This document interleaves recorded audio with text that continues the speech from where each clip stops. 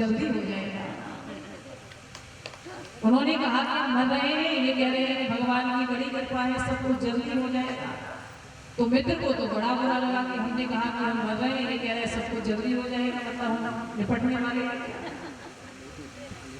अब इन्होंने दूसरी बार में पूछा कि किस डॉक्टर का इलाज चल रहा है, तो मित्र को तो पहले ही गुस्सा आ गया, और जैसे ही इन्हें पूछा दूसरी बार में कि किस डॉक्टर का इलाज चल रहा है, तो वो जो बीमार था मित्र वो बोला धीरे से यमराज का इलाज चल रहा है।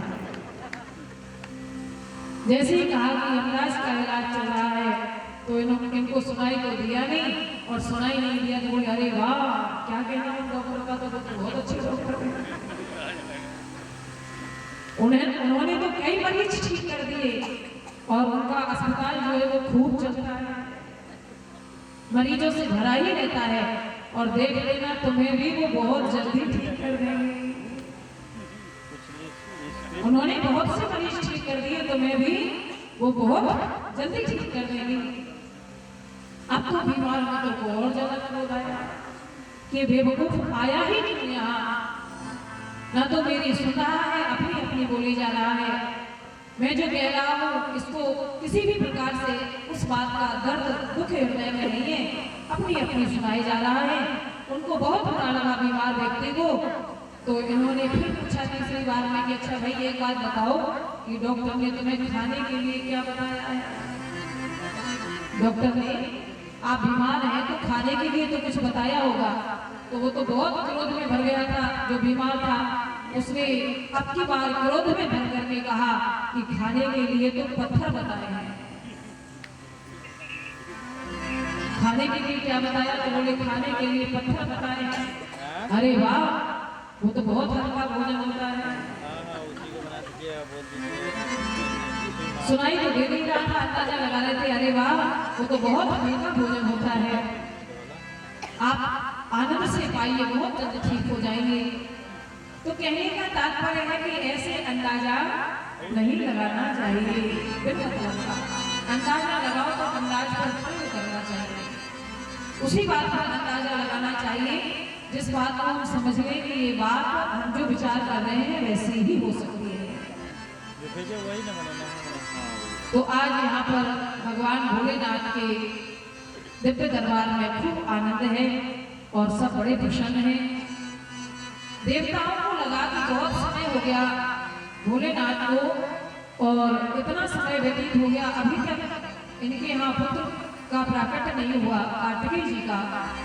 जब तक उनका प्राकट्य नहीं होगा तब तक ये तारक नाम का असुर नहीं मरेगा जिसने हमारी नाक में दम कर रखा है, हम सब देवताओं को परेशान कर रखा है।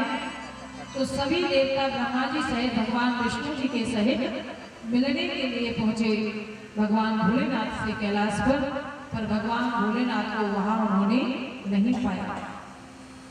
भगवान शिव के गण जो थे वो कैलाश पर बैठे हुए थे, उनसे जाकर के भगवान विष्णु ने पूछा हे सामकरः शिवः पुत्रगतः सर्वप्रभुगणः, हे भगवान शंकर के गणों निवेदयत नाम प्रीत्या दुःखित तांडवै कृपालवः, हम सब बड़े दुखी हैं और आपसे हाथ जोड़ करके निवेदन करते हैं, कृपा करके बताइए कि भगवान शंकर कहाँ हैं। तो गणों ने कहा कि भगवान शंकर वो तो गुफा में है, और जैसे ही गुफा में है भोलेनाथ की बात सुनी तो सब देवताओं ने आर्त होकर के पुकारा और भगवान भोलेनाथ गुफा से निकल करके बाहर आए। और जैसे ही देवताओं के निवेदन को सुना भगवान शंकर का तेज जो स्खलित कैलाश पर्वत पर हुआ और उस तेज को कैलाश पर्वत पर गिरा हुआ देख करके अग्नि देवता ने कबूतर का स्वरूप बनाया और संपूर्ण तेज को निगल गया। अग्नि देवता ने कबूतर का स्वरूप बना करके भगवान शंकर का तेज जो था उसको ग्रहण कर दिया। मां भवानी पार्वती जी को बड़ा क्रोध आया। भगवान शंकर के तेज के माध्यम से मैं गर्भ धारण करती, उसके माध्यम से पुत्र की प्राप्ति मुझे होती, मैं संतान मैं पुत्रवती हो जाती, पर ये अग्नि जो है इसने भगवान शंकर के तेज को ग्रहण कर लिया। तो आज क्रोधित होकर के देवी भगवती पार्वती जी ने, श्री शिव महापुराण का कथन है, सागृहिणी आदिते प्रोच पादयामास तर भूमि अग्निर्भूत्वा कपोतो हि प्रेरिता सर्वनिर्जने।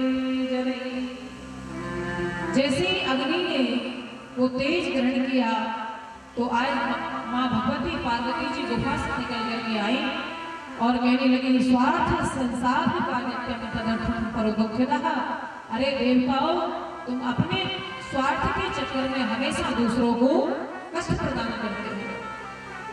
तुमने अपना काम बनाने के लिए, अपना दुख दूर करने के लिए भगवान भोलेनाथ को बाहर बुलाया।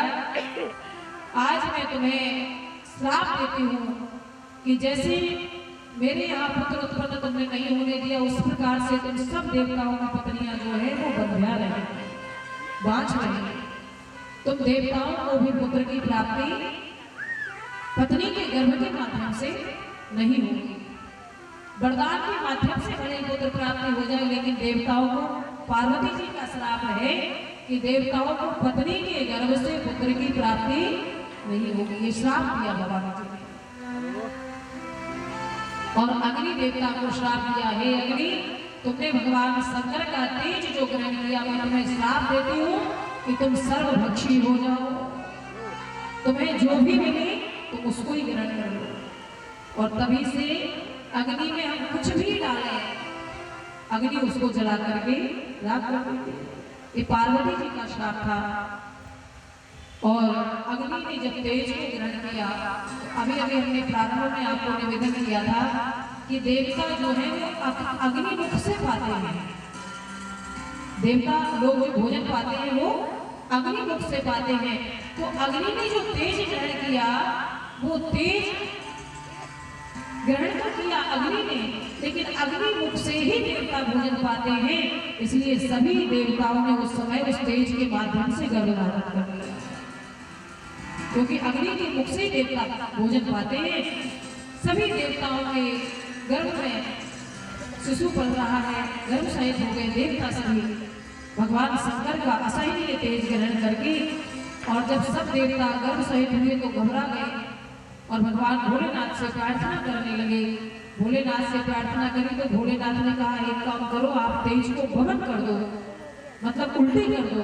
जैसे ही देवताओं ने उल्टी करी तो सभी देवताओं ने मिलकर के जब तेज को बाहर निकाला उल्टी के माध्यम से, तो कैलाश पर्वत पर उस तेज का एक बहुत बड़ा पहाड़ के जैसा ढेर लग गया।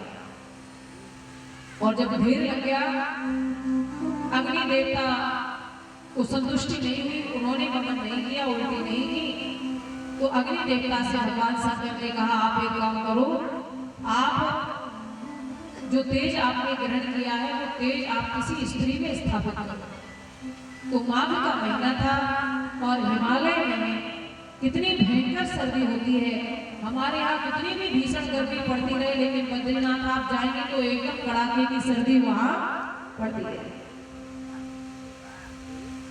बहुत ज्यादा सर्दी होती है। हमारे यहाँ गर्मी रहेगी लेकिन वहां सर्दी भी अपने यहाँ जैसी सर्दी जनवरी में, फरवरी में, मार्च में जनवरी में रहती है, दिसंबर में, वैसी ही सर्दी बद्रीनाथ में आप जाओगे तो आपको देखने को मिलेगी गर्मी के समय में, जून में भी, मई जून।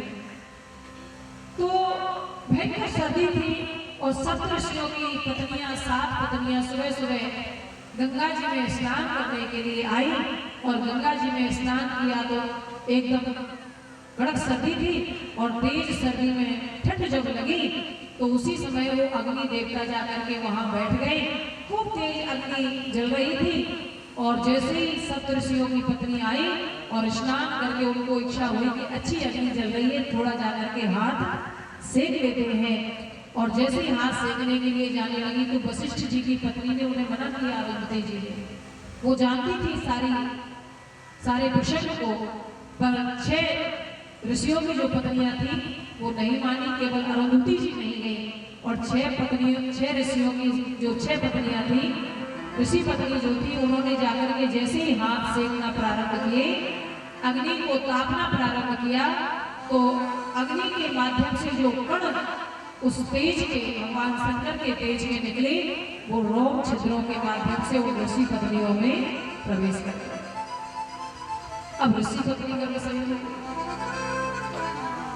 बेचारी वो भी घबरा गई। ऋषियों ने उनका त्याग कर दिया, रोने लगी, भगवान शंकर से प्रार्थना की क्या करें। भोलेनाथ ने कहा कि तुम भी गर्भ का त्याग कर दो। जैसे ही कैलाश पर्वत पर ऋषि पत्नियों ने भी गर्भ का त्याग किया तो भगवान शंकर का तेज था, भला उसको कौन धारण कर सकता था।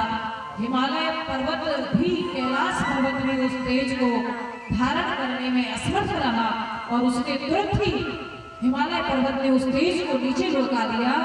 वो जाकर के आप जाएंगे बद्रीनाथ तो आप देखेंगे कि एक तरफ खाई है और बीच में जाने का रास्ता है और ऊपर साइड से पहाड़ है, पर्वत है, बड़ा ही संकीर्ण मार्ग है।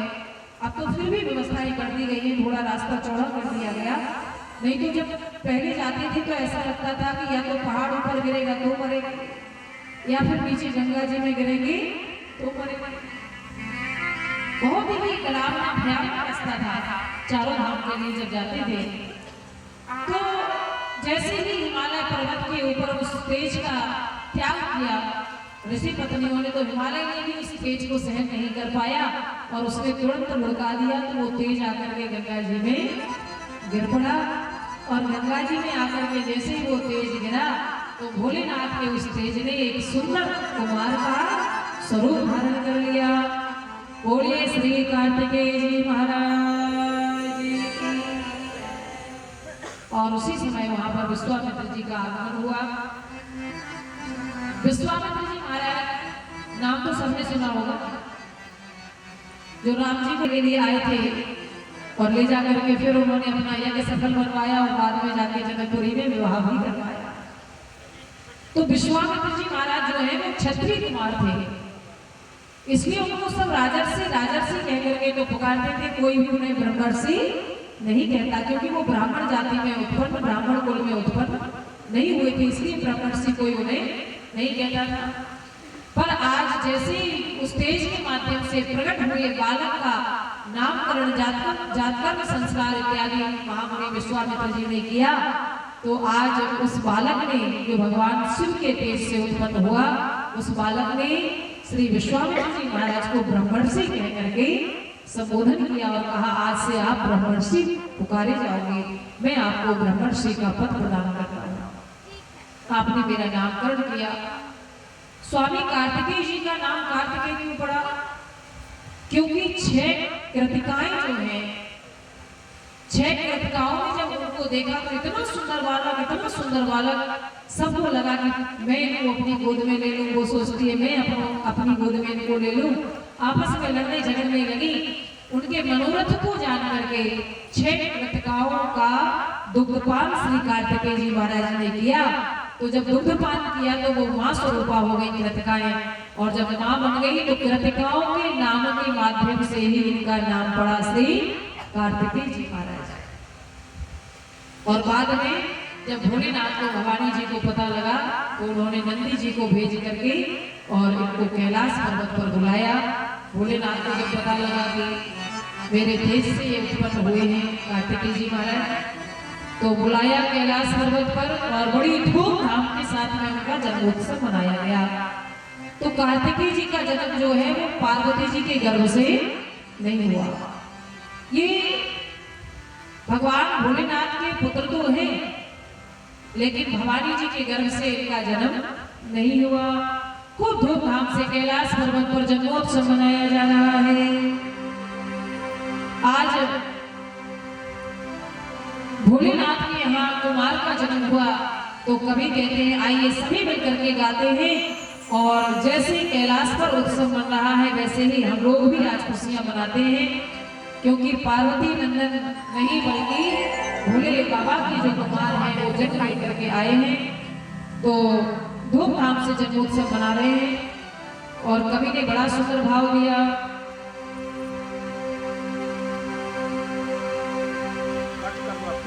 बोलिए देवादिदेव महादेव भगवान